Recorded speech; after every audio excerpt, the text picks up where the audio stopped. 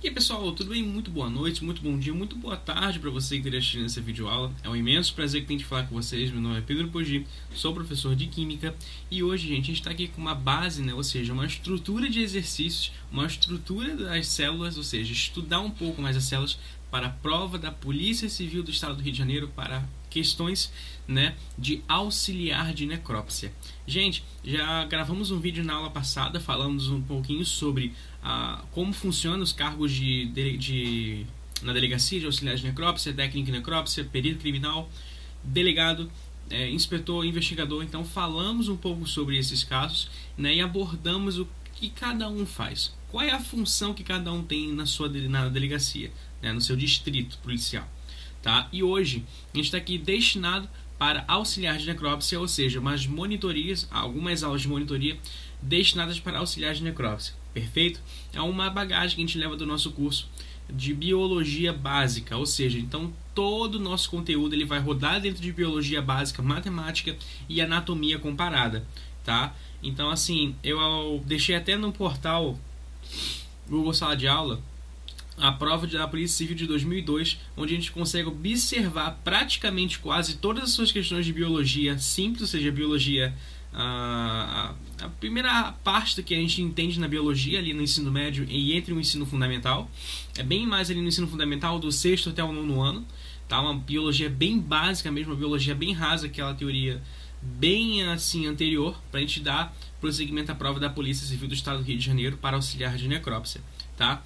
Então é o seguinte, acompanha essa aula aqui, porque quase todas as questões que eu reparei da prova de 2002 da Polícia Civil está baseado nesse slide aqui, perfeito? Essa aqui é a nossa parte 1, esse vídeo aqui estará dividido em duas partes, a área que vamos tratar um pouquinho da biologia e também da área dos exercícios que são destinados à biologia na prova da Polícia Civil do Estado do Rio de Janeiro, perfeito? Gente, a gente não pode se limitar somente às questões destinadas da prova da Polícia Civil de 2002, porque são poucas questões que estiveram na prova. Então a gente vai começar também a trabalhar as questões dessas provas de da Polícia Civil de auxiliar de necrópsia de 2002, e vamos trabalhar também algumas questões um pouquinho mais difíceis para quando chegarmos na prova de 2021 da Polícia Civil do Estado do Rio de Janeiro, a gente está ali com aquela bagagem, está um pouquinho mais preparado para a prova da Polícia Civil do Estado do Rio de Janeiro. Perfeito? Então, vamos lá. Terra, um planeta com vida, tá? Lembrando que esse slide aqui ele é de um outro autor.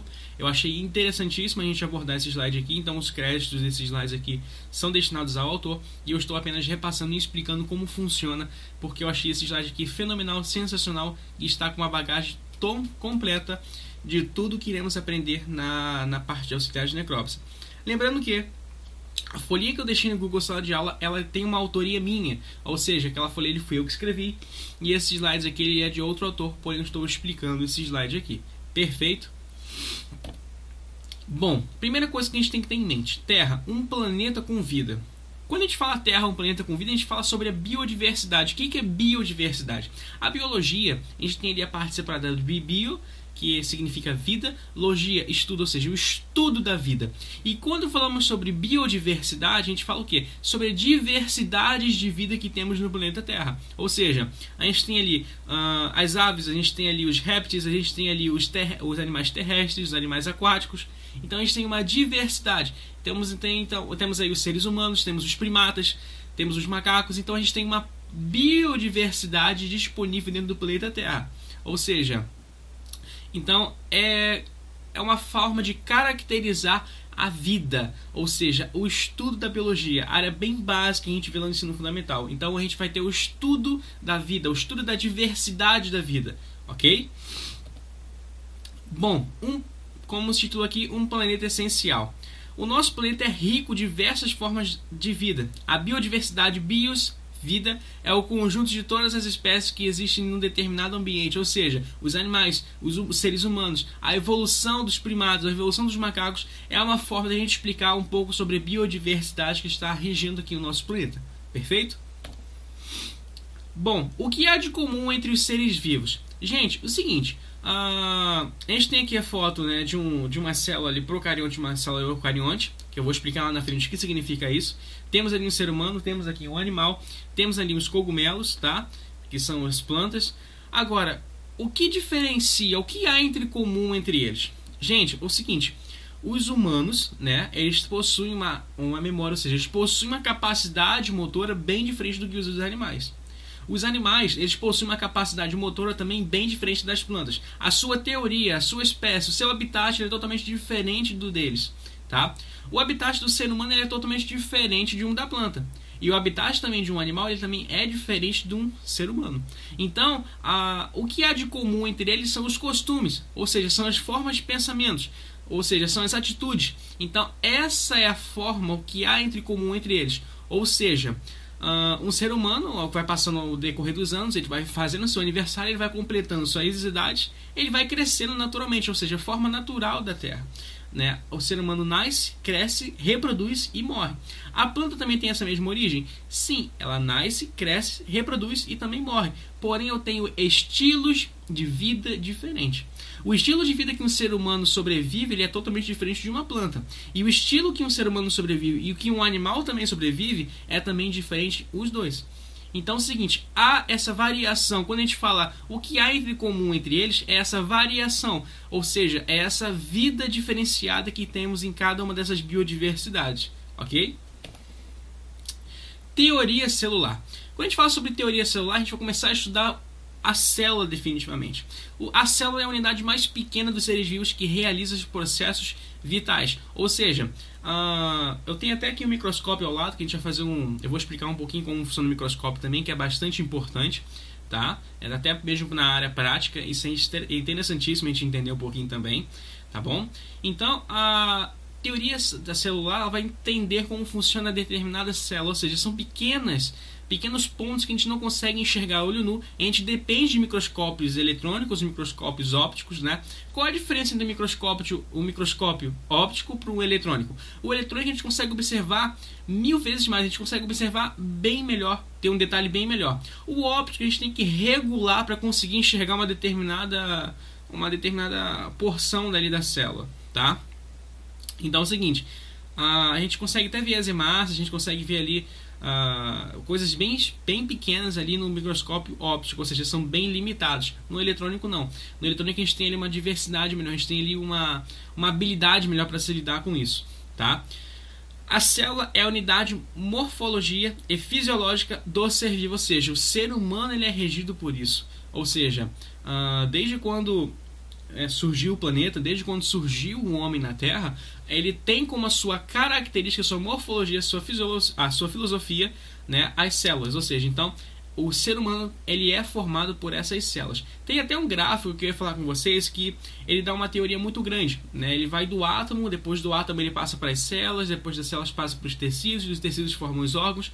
É muito interessante a gente entender esse gráfico. Eu vou passar isso na nossa segunda parte, que é muito interessante a gente entender de como essa célula é formada, de como ela é desde lá de trás, desde a teoria de átomo, desde o átomo, né, propriamente dito. Então a gente vai conseguir entender como como foi formado desde os primórdios, ou seja, desde a antiguidade, tá? Terceiro ponto. A célula é a unidade genética do ser vivo, isto é, cada célula resulta na divisão de outros pré-existentes. Essa aqui é uma das teorias que eu quero que vocês anotem, que é muito importante, tá? A célula é a unidade genética do ser vivo, isto é, cada célula resulta da divisão de outras pré-existentes, ok? Então, é a mesma coisa que eu falei. O ser humano nasce, cresce, reproduz e morre. Então, ele nasce, cresce, reproduz ela, e depois que ela reproduz, a outra morre e a outra dá continuidade à vida, tá? É exatamente isso, ok? A procura do minúsculo, ou seja, quando a gente fala sobre a procura do minúsculo, é aquilo que a gente não consegue enxergar ao olho nu. Então a gente dependeu ali do microscópio, a gente depende ainda até hoje dele, né? Hoje a gente usa mais o eletrônico do que o óptico, né? As empresas hoje elas optam mais pelo utilizar o eletrônico e o óptico, outras não, né? Porque é um equipamento muito caro, né? Então hoje algumas empresas ainda trabalham com microscópio óptico, tá? Robert Hooke, né, foi um dos primeiros cientistas que começou a utilizar o microscópio no século XIX. Intrigado com a leveza da cortiça, ele cortou um canivete, uma lâmina muito fina e observou-se no microscópio. Verificou que os tecidos vegetais eram formados por cavidades separadas nos quais deu o nome de células. Isso significa pequenas células. Ou seja, então ele pegou um pedaço de vidro, né, Hoje, no laboratório de química, a gente faz a teoria do esfregaço. O que é a teoria do esfregaço, Pedro? A gente pega ali uma gota de sangue, coloca na lâmina e pega uma outra lâmina limpa e esfrega e empurra ela para frente, para a gente abrir mais aquela análise. E coloca ela nos colantes, né, ali azul de metileno, né, o fixador, para a gente conseguir observar ela no microscópio. Então, ele pegou um pequeno pedaço de vidro, né, colocou o projeto ali, né, colocou ali o seu determinado elemento e conseguiu observar pequenas células que foram denominadas o seu nome de células, ou seja, pequenas quantidades ali formadas por cavidades. Então ele conseguiu observar, né, isso aí foi uma teoria, na verdade não vou colocar uma teoria, mas isso aí foi uma descoberta, uma procura muito grande que inovou desde o século XIX para frente. Isso vem se tornando uma forma de muito grande de a gente conseguir analisar, né, ali pequenas bactérias, pequenas cianobactérias, pequenas células e entender como funcionam as células. Então, a procura desse minúsculo, né, entre aspas, ela tem aí com total relevância aí para o século XXI, né? Ou seja, os estudos, né, dos vírus, os estudos aí das bactérias, né, os antibióticos que são criados através dessas bactérias, como é que a gente consegue observar elas, como é que a gente consegue observar a sua dinâmica entre essas células. Então, assim, é uma forma da gente entender, né, a procura desse minúsculo. Então, assim, desde o século XIX até para cá, isso vem se tornando muito importante, tá? A ciência hoje ela funciona à base disso, ou seja, são pequenas coisas que a gente não consegue enxergar olho nu e a gente depende desses equipamentos para que a gente consiga fazer as análises. Perfeito? Bom, o instrumento espantoso, né? Aqui a gente tem o microscópio em si, tá? A gente tem aqui então a parte ocular, onde a gente vai colocar o nosso olho e a gente vai conseguir enxergar. Aí a gente tem o microscópio, o binóculo, né? Ou seja, o binocular e o monocular. O monocular é aquele que a gente consegue enxergar apenas com um olhinho só ali, fecha um olho ali. E o binocular a gente consegue enxergar ali com os dois olhos abertos, mas com um único feixe de luz, tá? A única lente de luz. Então a gente tem ali o canhão, né, que é a parte onde a gente tem o ocular, onde a gente vai colocar o olho. A gente tem aqui o revólver, né? Esse revólver aqui, gente, é onde a gente consegue modificar as lentes, né? 10x, 100x, 1000x, tá? A gente conseguir enxergar melhor. A gente tem aqui o braço onde sustenta esse revólver e esse canhão. Temos aqui a objetiva menor, ou seja, a objetiva menor são as lentes que a gente vai conseguir observar também, a média e a maior. Então a gente gira elas para a gente conseguir evidenciar, conseguir enxergar melhor. Temos aqui a platina, ou seja, são pequenos ganchos, tá? que fazem a sustentação da lâmina, que é uma lâmina de vidro. Temos aqui as pinças que vão agarrar essa lâmina de vidro para não deixar ela cair, para não deixar ela ficar desgovernada e a gente conseguir guiar ela. Então a gente tem aqui, para conseguir guiar ela, o parafuso macro e o micro. Então o macro a gente consegue ter a distância ali do canhão e da lente, e o micro a gente consegue rodar bem pouquinho, ou seja, milimetricamente rodar bem pouquinho para a gente conseguir subir aquela placa, tá bom? Temos aqui o diafragma, tá? Esse diafragma aqui ele é um conjunto de lentes que a gente tem ali para reduzir um pouco a quantidade de luz que chega até o canhão, tá bom? E temos aqui a lâmpada, ou seja, a lâmpada aqui ela incide sobre o vidro para que a gente consiga enxergar, ou seja, determinar o que a gente está vendo ali no canhão, tá bom? E por último a gente tem ali a base, ou seja, a base que sustenta todo esse processo, perfeito?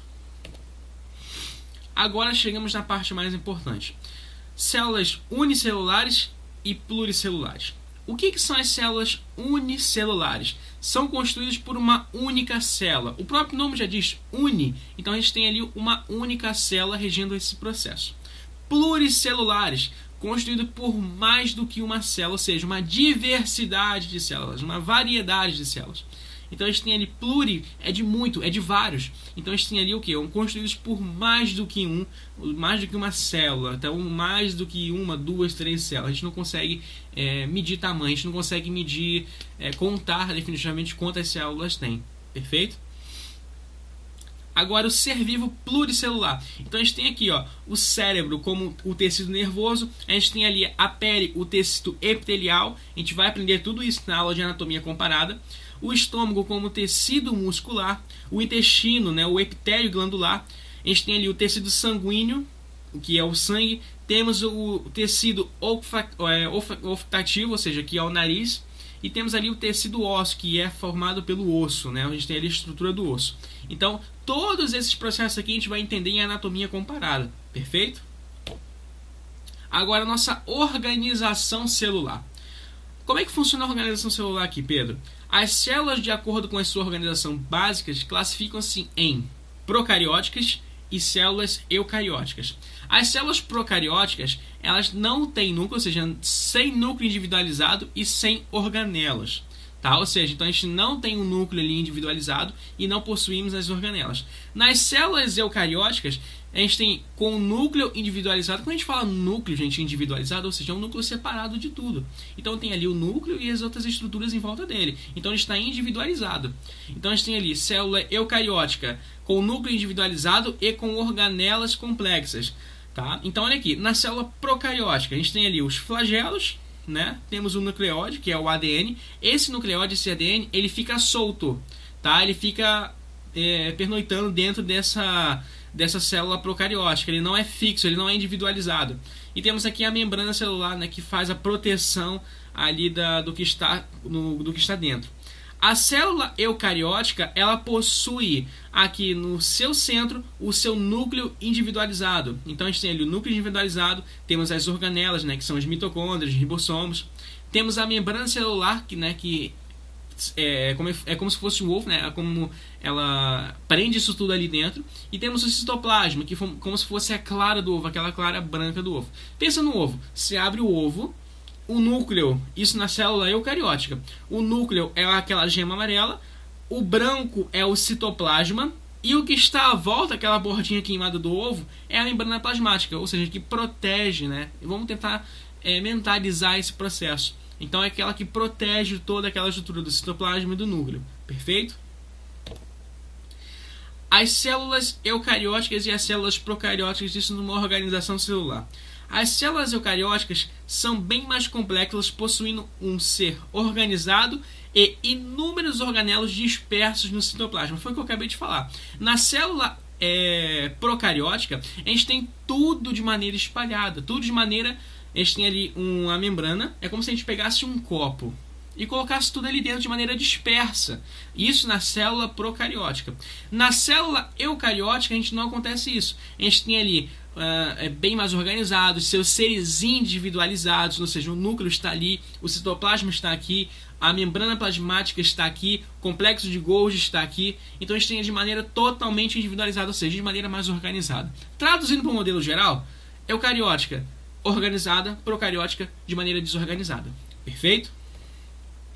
As células procarióticas, continuando sobre elas ainda, são células que apresentam uma constituição muito simples, sem organelos nem núcleo individualizado. Ou seja, foi o que eu acabei de falar agora. A gente não possui um núcleo fixo dentro dessa célula procariótica. Ele está totalmente disperso dentro dela.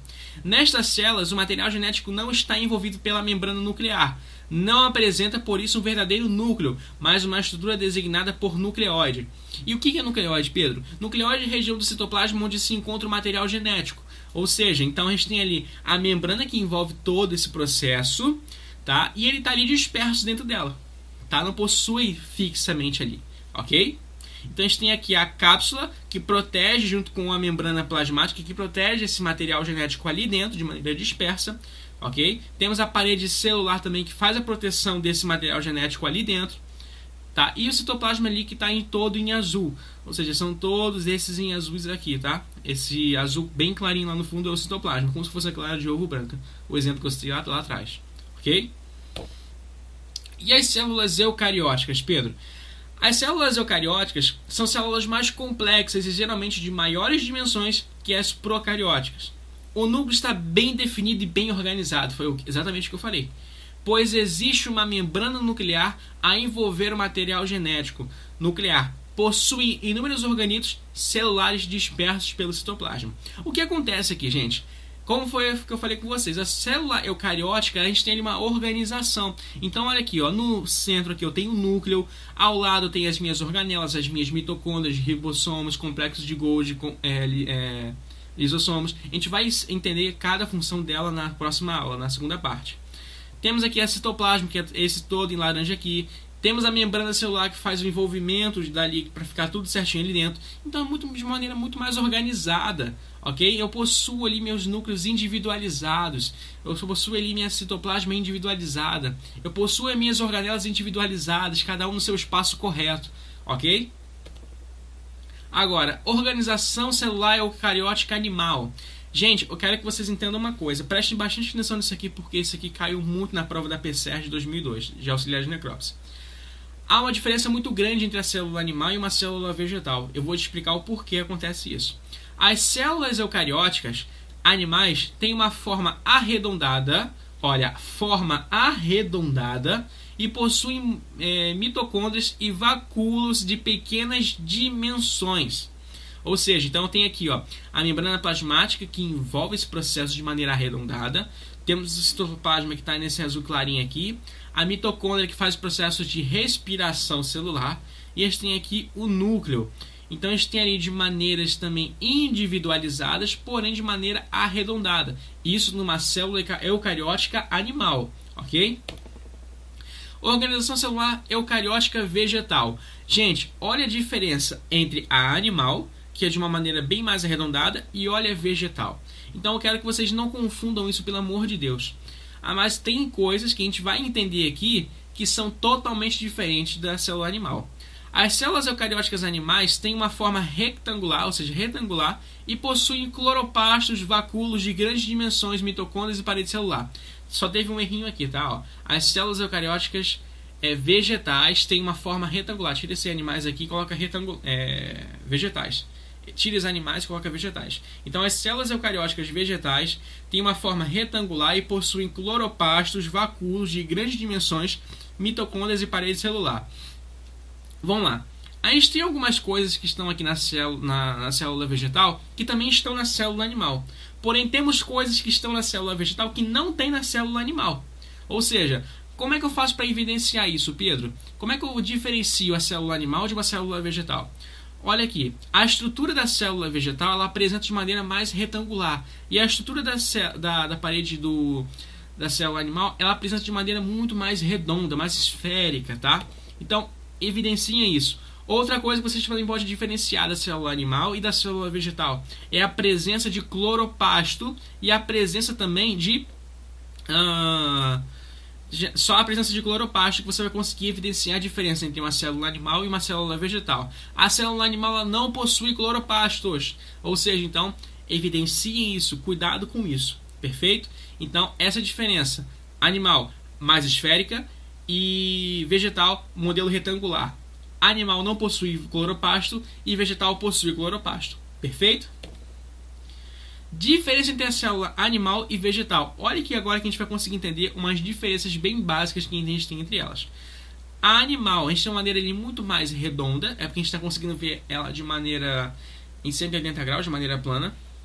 Então a gente tem aqui o núcleo, citoplasma, vacúolo, membrana celular e mitocôndrias.